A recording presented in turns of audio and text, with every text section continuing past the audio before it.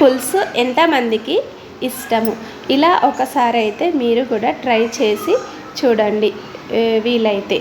ఇంకా అంటే చాలా రకాలుగా చేసుకోవచ్చు, ఇది ఒక స్టైల్ అన్నమాట. ఇంకా ప్రాసెస్లోకి వెళ్ళిపోదామా. నేనైతే ఒక 5 ఎగ్స్ తీసుకున్నాను. దానికి ఒక పెద్ద ఆనియన్, ఒక చిన్న టమాటా తీసుకొని దాన్ని కొంచెం ఫ్రై చేసుకున్నాను. తర్వాత మిక్సీ జార్లో ఫ్రై చేసుకున్న టమాటా, ఆనియన్, కొంచెం చింతపండు, నానబెట్టుకున్న చింతపండు, ఉప్పు, కారము వేసేసుకొని ఇంకా మిక్స్ చేసుకొని పేస్ట్లా చేసుకున్నాను. తర్వాత స్టవ్ పై ఒక గిన్నె పెట్టి ఆయిల్ వేసేసుకొని కొంచెం షాజీరా, 2 ఇలాచి, 2 లవంగ, చిన్న చెక్క, ఇంకా అల్లం వెల్లుల్లి పేస్ట్, కొంచెము కరివేపాకు కూడా వేసేసి మంచిగా ఫ్రై చేసుకున్నాను. తర్వాత నేను ఇప్పటిదాకా పేస్ట్ చేసుకున్న పేస్ట్ను కూడా వేసేసి తగినంత వాటర్ పోసేసుకొని మనము ఇది మంచిగా అంటే ఆయిల్ అనేది కొంచెం పైకి తేలే వరకు ఉంచుకోవాలి. తర్వాత నేనైతే ఇక్కడ ఏం పౌడర్ అంటే కొన్ని ధనియాలు, జీలకర్ర, మెంతుల పౌడర్ అనమాట కొంచెం రెడీ చేసుకొని పెట్టుకున్నాను. అది దీంట్లో వేసాను. టేస్ట్ అయితే చాలా బాగుంటుందండి. ఇలా ఒక్కసారి అయితే ట్రై చేసి చూడండి. ఈ ఎగ్ పులుసు అయితే సేమ్ మనం చేపల పులుసు చేసుకుంటాం కదా, ఆ టేస్ట్ వస్తుంది. మీరు కూడా ఇలా ఒకసారి ట్రై చేసి చూడండి.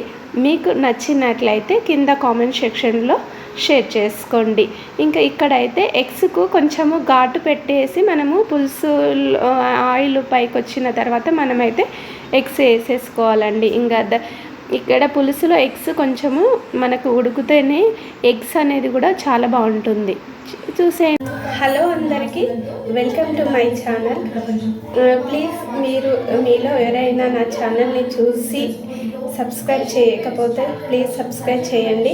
ఎందుకంటే నాకు ఉన్న టైంలో సింపుల్గా ఈజీగా ఎలా మనము వంట చేసుకోవాలి అనేది, కర్రీస్ కూడా అందరికీ రావని కాదు, కొందరికి సింపుల్గా ఎలా చేసుకోవాలో ఉన్న టైంలోనే అని చెప్పేసి నేనైతే ఈజీగా అంటే సులువుగా చేసుకోగలిగేటట్లు చేసి చూపిస్తానండి.